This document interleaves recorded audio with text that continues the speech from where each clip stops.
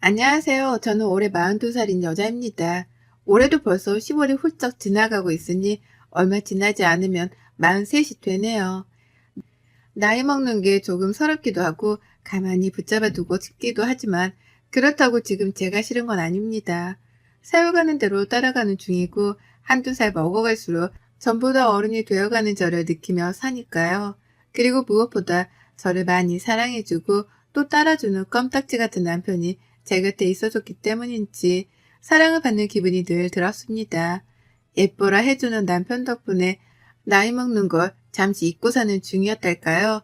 참고로 저는 현재 결혼 2년차를 향해 달려가는 중이랍니다. 뒤늦은 나이에 결혼을 했고 제 남편은 저보다 3살이 어린 연하남이랍니다. 그렇다 보니 결혼을 하면서 많은 게 달라졌어요. 그간에는 그저 일에 미쳐 사는 평범한 골드미스 정도로만 사람들이 봐줬었는데요. 40에 결혼을 하고 또 연하 남편과 함께 살기 시작하면서부턴 솔직히 저를 두고 뒤에서 수근거리는 사람들도 있었습니다. 좋게 봐주고 좋겠다고 부러워라 해주는 분들도 계셨지만 돈을 잘 버니까 어린 남자를 돈으로 꼬신 거라는 입에 담지 못한 말들을 주고받는 사람들도 있었어요. 사회생활하며 별별 사람들을 다 만난다고는 하지만 정말 결혼하고 나서 특히나 그 많은 사람들을 더 마주했던 것 같습니다. 상처도 받았지만 기분이 마냥 나쁘진 않았어요. 다들 내가 부러워서 뒷말을 나누는 거라는 걸 잘 알았거든요. 그러니 나와 남편에 대한 가십거리가 어쩌다 들려오더라도 귀담아 들으려 하지 않았습니다.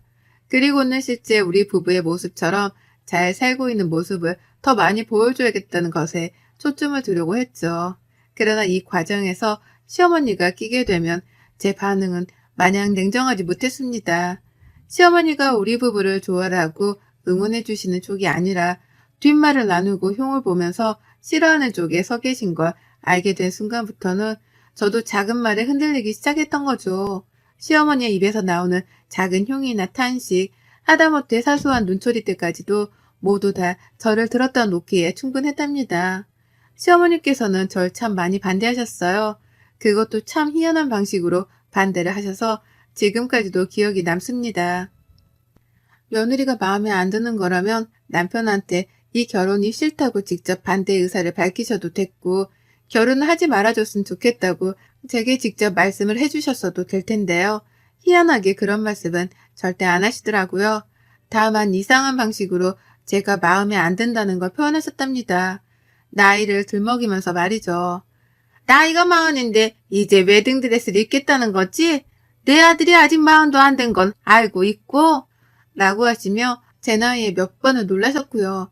나이가 10살 차이도 아니고 남녀가 바뀌어서 고작 3살 차이가 나는 것뿐인데 뭐가 그리 중요하냐고 물어본 남편에게는 네 말이 맞지?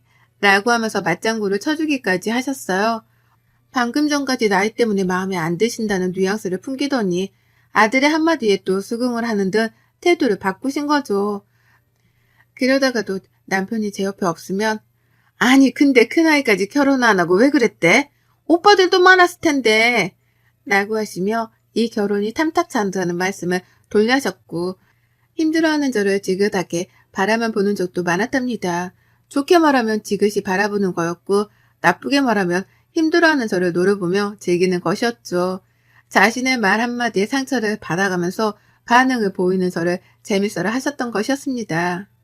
그 바람에 저는 저분이 흡사 소시오패스나 뭐 이런 일종의 사람이 아닌가도 잠깐 의심을 했었답니다.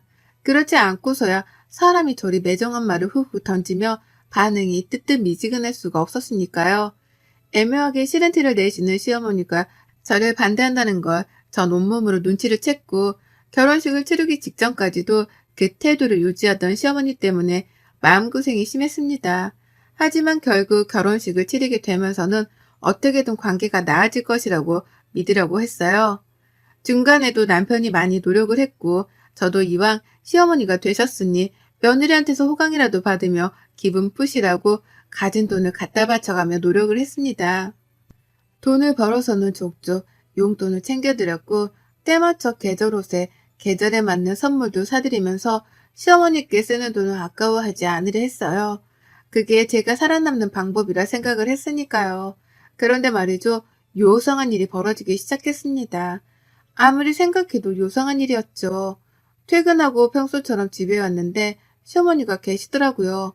그런데 웬일로 저를 향해서 왔어? 라고 하면서 퇴근을 반겨주시길래 살짝 흠칫했었습니다. 저러던 분이 아니신데 갑자기 인사를 요란스레 하시니까요. 그와 동시에 놀란 건 주변에 놓여진 어머님의 선물이었습니다. 단 한 번도 결혼하며 시어머니께 선물이라는 명목하에 물건을 받아본 적이 없었어요. 그릇이며 옷이며 시어머니 것이라고는 하나도 없었고 오히려 제가 퍼준 게 전부였었죠. 그런데 어머님이 웬일로 뜬금없이 시뻘건 고추가 든 평범하지 않은 장신구를 유리병 하나에 담아서는 선물이라고 가져오신 거예요. 그걸로도 모자라 아무도 쓰기 싫어할 것 같은 못생긴 그릇 두 짝도 말이죠. 어디서 이런 걸 빈티지 샵에서 주워오셨나 싶어 황당해하며 물건을 쳐다보는데 어머님은 세상 행복하다는 듯 건네주시면서 잘 쓰라고 하시더라고요. 특히 고추가 든 유리병은 현관 옆에 두어야 복이 기어들어온다고 하시면서요. 무슨 복이 정확히 들어오냐며 물어보는 제 남편의 말에 어머님은 얘가 빨리 들어선대 라고 그제서야 이실직고를 하셨습니다. 그러니 저도 알았죠. 이 말린 고추가 사내 아이를 뜻하는 거구나 하고 말이죠. 그래서 의심 없이 받아들였습니다. 어머님이 빨리 손주를 보고 싶어 하신다는 생각에 부담도 컸지만 다 우리 좋으라고 건네주신 물건이란 것에는 의심이 없었던 거죠. 그런데 이런 식의 뜬금없는 선물은 그걸로 끝이 아니었어요. 이런 분이 아니셨는데 계속해서 뭔가 내어주시더라고요. 그 덕분에 저희 집은 시어머니가 들고 온 영문 모를 물건들로 하나둘 채워져 빼곡해지기 시작했고요. 처음 가져온 고추 든 유리병도 그대로였고 쓰기 싫은 그릇 두 개도 그냥 주셨으니 일단 하부장 안에 넣어 보관 중이었습니다. 그 밖에도 침대 옆에 놔두고 얼굴 가꾸는 데에 쓰라면서 거울 큰 거를 사다 보내주신 바람에 저는 영문도 모른 채 일단 그걸 침대 옆에 놔뒀어요. 남편 앞에서 예쁘게 구면서 오래도록 사랑을 받으라는 뜻인 줄로만 알고서는 아무런 의심도 하지 않은 채 그 큰 거울을 침대 옆에 뒀습니다. 제가 어릴 적부터 무교였고 믿는 종교 따위는 없다 보니 미신이나 속설 같은 것에 굉장히 무지했거든요. 그렇다 보니 전 어머님이 하라는 대로 하면 복이 굴러 들어올 줄 알았어요. 어머님이 아무래도 미신이나 속설 같은 걸 믿을 나이시다 보니 저보다 아는 것도 많으실 거다 싶었던 거죠. 그래서 그 후에도 들어오는 헝 가방이나 옷, 그리고 정체불명의 나뭇가지 같은 것들도 그냥 있는 대로 받았습니다. 천만다행으로 제 집이 40평대라 넓은 편이었고 그래서 자질구레한 물건들을 하나둘씩 놓아둘 공간 여유는 있었어요. 그래서 겉보기에는 잡동사니들로 어지러워 보이진 않았지만 이게 정도가 계속해서 지나가니 슬슬 받기가 싫어지더라고요. 내 집이 내 집인 게 아니라 시어머니의 집이 되어가는 것만 같았습니다. 제가 고른 물건들이 아니라 시어머니가 주시는 물건들로만 집이 채워져 나가다 보니 흡사 이건 시어머니가 원하시는 그림의 집이 아닌가 싶기도 해서 혼란스러워지기까지 한 거죠. 그쯤 되니 남편도 뭐가 마음에 안 들기 시작한 건지 물건을 또 주겠다고 집에 오래 하시는 어머님께 바쁘다는 거짓말을 해가며 약속을 피하기 시작했어요. 그러면 어머님은 뭘 한다고 퇴근하고 나서까지 바쁘냐면서 집에 기어코 오겠다고 우겨대셨는데요. 그렇게 우기다가 정말 집으로 찾아온 적도 한두 번 있었습니다. 그리고 저는 그때부터 시어머니께 정이 떨어져 가기 시작했죠. 그리고는 생각이 들었어요. 저렇게까지 해서 나에게 주려는 물건은 무엇이며 왜 그렇게까지 해서 나에게 그 물건을 주시려는 건가 싶어 말이죠. 정말 이게 다 손주를 빨리 보고 싶어서 아들 낳으라고 건네주는 부적 같은 건가 싶기도 했고요. 그때부터 인터넷에 검색을 해봤더니 사실상 아들 낳는 부적이라면서 검색되어 나오는 물건 목록에 시어머니가 주신 물건들은 없었답니다. 빨간 고추가 있긴 했으나 유리병에 담아서 현관 옆에 놔뒀다는 글 따위는 보지 못했고 거울은 오히려 집안에 두면 안 되는 물건이라고 하더라고요. 더군다나 침대 바로 옆에 두는 건 귀신을 들러붙게 하는 짓이라는 섬뜩한 글까지 읽고 나니 온몸에 소름이 쫙 끼쳤어요. 그전까지만 하더라도 시어머니에 대한 의심이 하나도 없었기에 주시는 대로 물건을 받아내선 집에 고이고이 쌓아놨었는데요. 검색을 조금 해보고 시어머니의 의도를 따져 묻다 보니까 이게 보통 일이 아니라는 걸 눈치껏 알아낼 수 있었습니다. 생각해보니 정말 이상했어요. 그럴 분이 아니신데 갑자기 저에게 잘해주기 시작함과 동시에 선물이라며 어디서 쓰다만 헌 물건이었는데 그걸 저에게 줬다는 것부터가 의도가 너무 불순하더라고요. 왜 이런 의심을 진작에 하지 못했었나 싶어서 땅을 치며 후회했습니다. 그제서야 드는 꺼림칙함을 떨쳐내 보겠다고 급한 대로 남편이랑 퇴근하자마자 거울을 내다 버렸어요. 현관 앞에 있던 고추가 든 유리병도 그 밖에 어디서 주워왔는지 출처를 모르겠는 나무 막대기부터 시작을 해서 온갖 잡동산이란 것들을 모조리 버렸습니다. 쓰레기 봉투에 담아놓고 보니 한 트럭이더라고요. 이렇게나 많은 걸 내 집에 가져다 놨다는 생각을 하니 또 소름이 끼쳐 한동안 말을 잊지 못했어요. 제 심정을 남편도 똑같이 느낀 건지 처음엔 갖다 버리자는 말에 왜냐고 묻기만 하더니 정색하는 제 표정을 보며 나중에는 누구보다 더 적극적으로 시어머니가 주신 물건을 버리겠다며 집안을 헤집고 다녔답니다. 물건을 버리고 나서 제가 하루 종일 생각하고 인터넷 검색을 하면서 알아냈던 꺼림칙한 정보에 대해서 공유를 하자 남편은 온몸에 소름이 돋는다면서 어쩔 줄 몰라하며 방방 뛰었어요. 가뜩이나 요즘은 가위에 자주 눌리는 것 같은 기분 때문에 잠을 설칠 일이 많았는데 그게 다 엄마가 주신 물건들 때문에 귀신이 붙어서 그런 거냐며 무서워 난리를 치더라고요. 남편이 겉보기엔 상남자 같은데 겁은 무지하게 많은 애거든요.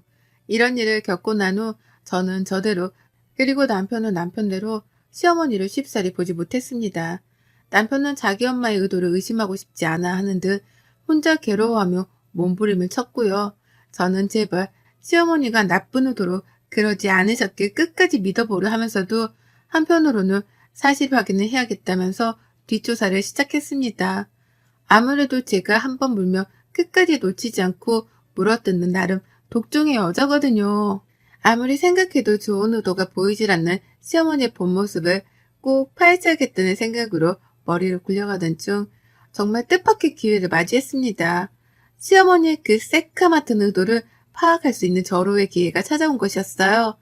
인터넷으로 다른 사람들의 글도 읽어보고 시어머니와 갈등에 대한 댓글들도 살펴보던 중 홈캠의 존재를 알게 되었습니다. 집안에 카메라를 따로 설치할 필요성을 못 느껴서 그걸 알고도 관심을 두지 않고 살았었는데요. 이참에 홈캠을 설치해야겠더라고요. 물론 귀신을 보려는 게 아니라 시어머니를 살펴보려고 말입니다. 당장 로켓 배송으로 주문을 받았고 집안에 무려 3곳에 카메라를 설치하고 난 후 시어머니를 불렀어요. 안부 인사 겸 연락을 드린 거죠. 어머님, 요즘은 저한테 주실 선물 없으신가 봐요. 통 찾아오질 않으시네요. 라고 하며 아부를 떨었더니 어머님은 섭섭하다는 말투로 곧장 말씀하시더라고요. 아니 내가 가겠다고 몇 번을 말했더니 다들 바쁘다며 오지 말라고만 하고 말이야. 라면서 줄 선물이 안 그래도 한가득 준비되어 있다며 신나라하셨어요. 그리고 전 바빠서 퇴근이 요즘 늦으니 차라리 우리 부부가 없는 점심시간에라도 집에 와서 선물을 놓고 쉬다 가시라며 집 비밀번호를 알려드렸습니다. 결혼하고서 집 번호를 누군가에게 알려준 건 처음이었어요. 쉽지 않은 결정이었지만 시어머니의 본 모습을 알아내고자 이건 필요한 절차였고 그렇게 어머님께 제 집을 오픈하고 난 후 저는 떨리는 마음으로 그저 홈캠 녹화가 잘 되기를 빌었습니다. 어머님은 하루 날 잡아 집을 다녀가셨고 저는 일을 하던 중이었는데 문자 한 통을 보내셨더라고요. 너 내가 줬던 물건들 다 어디다 뒀냐? 라고 하면서요. 저랑 남편이 섬뜩하다면서 버렸던 그 물건들을 찾으시는 것이었습니다. 그래서 제가 어머님 그거 둘 곳이 없어 집 선반 안에 넣어 모아뒀는데 아마 어머님은 못 찾으실 거예요. 왜요? 라고 되물었죠. 그러자 어머님은 버리지 않았다는 제 말에 안심을 하셨는지 버린 게 아니면 됐고 난 또 니들이 버린 줄 알고 깜짝 놀랐네. 라고 하며 안도의 한숨까지 내쉬었습니다. 그리곤 물건 다 놓고 가는데 이것들은 절대 옮기지 마라. 저번에 줬던 고추 유리병 그것도 현관에 꼭 둬야 하는 건데 내가 지금 둘 테니까 물건 놔둔 곳 좀 알려줘라. 라고 말씀을 하셨어요. 제가 갖다 버린 유리병을 도로 찾아서 현관에 두겠다면서 위치를 알려달라 하시더라고요. 당황한 저는 얼버무리다가 일이 갑자기 바빠졌다며 급하게 연락을 끊어버렸죠. 그리고 서둘러 홈케어 화면을 볼 수 있는 어플을 켰고 시어머니가 하시는 짓을 지켜봤습니다. 그전에도 이미 녹화가 되고 있긴 했으나 당장에 어머님이 뭘 하시려는지 확인을 해보고 싶었어요. 그리고 전 회사 안에서 간이 떨어져 오줌을 지릴 뻔했습니다. 이런 말이 나이 40 넘어 나오는 게 좀 창피하긴 하지만 오줌이 지릴 뻔했단 표현 말곤 달리 할 수 있는 말이 없었어요. 어머님이 글쎄 혼자가 아니라 둘이더라고요. 바로 옆에 웬 아주머니 한 분을 모셔온 거예요. 선물만 놓고 가시겠다더니 주인 없는 집에 멋대로 손님을 데려온 겁니다. 소름이 돋아서 막 캡처를 했어요. 실시간으로 사진을 찍어서 남편에게 보내주고 있는데 그때 그 아주머니가 시어머니께 손짓으로 뭔가를 지시하는 게 계속해서 목격되었습니다. 아주머니가 손짓을 보내면 시어머니는 허리까지 숙여가면서 움직이셨고 아주머니가 가리킨 곳에다가 들고 온 물건들을 놓으셨어요. 아주머니는 마치 집을 보러 온 손님 마냥 제 집 구석구석을 휘젓고 다니셨고 기존에 어머님이 가져다 주셨던 물건들의 행방을 찾는 것 마냥 5만 군데를 구석구석 뒤져댔어요. 그러다 고개를 절레거리면서 한숨을 쉬더니만 시어머니가 이 아주머니를 이렇게 부르시더라고요. 보살님 이라고 말입니다. 그 순간 머리가 멍했습니다. 설마 저 여자가 무당인가 싶었거든요. 어머님이 가져오신 물건들도 그렇고 죄다 어디 조선시대의 궁중 난투국에서나 나올 법한 오래된 물건들이었는데 설마 어머님이 무당의 말을 듣고서는 무당이 지시하는 물건들을 제 집에 들인 건가 싶었습니다. 제발 아니길 바라면서 표정을 가득 찡그린 채로 화면을 바라보고 있는데 그 보살이란 여자는 가져온 물건들이 하나도 없네. 이것들 가져다 버린 거 아니야? 기센 것. 라면서 호통을 쳤고 그러자 시어머니는 분명 어디다가 넣어놨다고 했는데 제가 찾아볼까요? 눈치챘을 리가 없잖아요. 라고 하면서 그 여자를 살살 달래는 데 급급했습니다. 그러면서 어머님이 말씀하시더라고요. 제가 이것들 이혼시키려고 별짓 다 하고 있는데 여태 이혼도 안 하고 기센 애가 맞긴 맞나 보네요. 라고 말입니다. 저는 탄식을 내뱉으며 제자리에서 일어섰고 온몸에 소름이 돋아 닭살이 서는데 경직이 되어 얼어붙었어요. 빨리 내 집에 가서 이 불운한 존재들을 쫓아내야겠다는 생각밖에는 들지 않았습니다. 미신 같은 거 믿는 사람은 아니었으나 내 집에 무당이 들어온 이상 뭔가 정말로 불운한 것들이 집안에 마구마구 스며들 것만 같은 꺼림칙한 기분이 계속해서 들었어요. 그리고 그때 저는 그만 까무러치며 비명을 지른 채 주저앉고야 말았습니다. 글쎄 그 무당 여자가 카메라를 응시하고 있는 거예요. 카메라를 통해서 저랑 눈이 마주쳤던 것이었습니다. 저는 핸드폰으로 보던 도중 화면에 뜬 여자의 눈초리에 기함을 치며 비명을 질렀고 제가 이렇게 겁을 먹고 있는 걸 아는지 모르는지 무당이란 여자는 집안에서 카메라를 발견했다는 것 같다는 말과 함께 곧장 시어머니께 일렀다 바쳤죠. 혹시 며느리가 이 상황을 보고 있는 게 아니냐 하면서 말이죠. 저는 여전히 놀라서 일어날 정신도 없이 바닥에 주저앉아 있었는데 무당은 카메라를 번갈아 노려보면서 시어머니랑 집을 나갈지 말지 작당을 하다가 결국 카메라를 뜯어버리고는 그걸 든 채로 집을 나섰답니다. 저는 여전히 벌렁거리는 심장을 부여잡으면서 지금 내 집에서 일어난 이 상황에 대해 이해를 하고자 머리를 쥐어뜯었고요. 그러니까 시어머니는 마음에 안 드는 며느리 하나를 이혼시키기 위해서 무당까지 찾아갔던 것이었고요. 그 무당이 하라는 대로 저주가 담겼을 것으로 추정되는 물건들을 하나둘 제 집에 들여놨던 것이었습니다. 그 물건에 남의 피가 묻었을지 똥이 묻었을지 누가 아냐고요.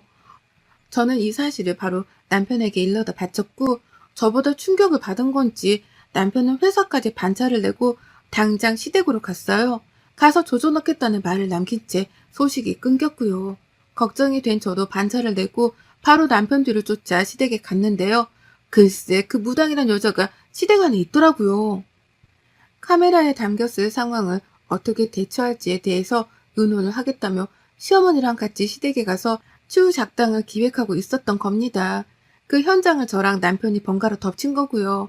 무당은 이미 저희 남편한테 욕을 처먹다 못해 멱살까지 잡혀서는 노후라 애원 중이었고 무당 같지도 않고 딱 보니 사기꾼인 것만 같아 보이는 그 여자를 뒤로 한 채 저는 시어머니께 녹화된 현장 영상을 보여줬어요. 이거 들고 당장 경찰서에 가도 할 말이 없으시지 않냐며 화도 내고 욕도 하고 하다 이혼을 정말 하겠다고도 했습니다. 이대로는 꺼림칙해서 어머님 같은 시어머니를 두고 살 자신이 없다며 말이죠. 그 말에 남편은 더욱 미안했던지 감정이 격해져 시댁을 아주 난장판으로 만들어놨고요. 어머님이 주셨던 물건들을 싹 다 버려놓길 정말 잘했다는 생각과 함께 저는 사과조차 받지 않으려 했습니다. 도무지 사람이 할 수 있는 상식밖의 행동을 한 시어머니를 사람 취급해드리지 않기로 했거든요. 그리고 전 당장에 집으로 뛰쳐가서는 시어머니가 놓고 가셨던 새 물건들을 모조리 다 싸두고선 다시 시댁으로 왔습니다. 그리고는 남편에게 시어머니를 붙들고 있게 한 후 저 혼자 숨바꼭질을 하듯이 그 물건들을 시댁 안에 숨겨뒀어요. 시어머니가 절대로 찾아내지 못하시도록 말입니다. 그러자 시어머니는 그 물건이 정말 재수가 없는 물건들이었는지 당장 가지고 나가. 아유, 나 진짜 그것들이랑 같이 한 집에서 못 지내. 가지고 나가 버려줘 제발. 라며 울고보고 매달리셨어요. 그딴 물건들을 내 집에 잘만 놓고 갔다는 생각에 저는 더욱 화가 치밀어 올랐고요. 도대체 무슨 물건인데 이렇게 기함을 치는 거냐면서 남편이 따져 물으니 어머님은 끝까지 말을 아끼시다 겨우 한 말씀 하시더라고요. 여자한테 안 좋은 거야. 라고 말이죠. 당신 아들한테는 해를 끼칠 생각이 없었다는 걸 어필하기 위해서 굳이 성별을 들먹이며 대답을 대신 한 겁니다. 그걸 보면 전 끝까지 물건을 숨긴 장소를 알려드리지 않으리라 재차 다짐을 했고 시어머니하고는 사과를 받고 말고를 떠나 연을 끊고 살겠다고 통보를 한 채 시댁을 빠져나왔어요. 이미 남편이 시댁을 난장판으로 만들다 못해 시어머니 눈에서 눈물을 쫙 빼놓은 후였는지라 제가 더 할 수 있는 건 없었습니다. 그저 숨겨놓은 물건들을 시어머니가 다시는 평생 찾지 못하시도록 비는 수밖에요. 그러면 시어머니는 불편하고 꺼림칙하고 재수가 없다며 마음고생을 하면서 그 물건들을 끝까지 찾으실 테니요. 고약한 시모를 만나면 결혼하고 나서 팔짝을 꼬인다더니만 제가 딱 그 짝이었습니다. 다행히 남편 사랑이 한결같아 좋기는 하지만 전 재수없는 이 집에서 다신 더 살고 싶지 않다며 당장 집을 내놨어요. 현재 남편이랑 저는 친정에 들어와 단기로 사는 중이고요. 그리고 다시는 이사가는 집을 시어머니께 알려주지도 않을 거고 초대도 안 할 겁니다. 비번을 숨기는 건 당연하고 남편하고는 시모 얘기를 죽을 때까지 함구하고 살기로 약속도 했네요. 인생의 반은 산 것 같은데 평생 멀리하던 미신에 발 한 번 걸쭉하게 담긴 후기였습니다. 전 아직도 소름이 돋아서 자다가도 잠을 설치며 깨요. 언제쯤 이 꺼림칙함이 사라질지는 모르겠지만 이렇게 사연을 적어보내며 후련하게 시모 욕이라도 해봐서 좋네요. 부디 이 순간에도 어머님은 제가 숨겨놓은 물건을 찾다가 재수 털려 겁먹고 계시길 진심으로 바랍니다. 여러분의 생각은 댓글로 남겨주세요. 오늘도 시청해주셔서 정말 감사합니다.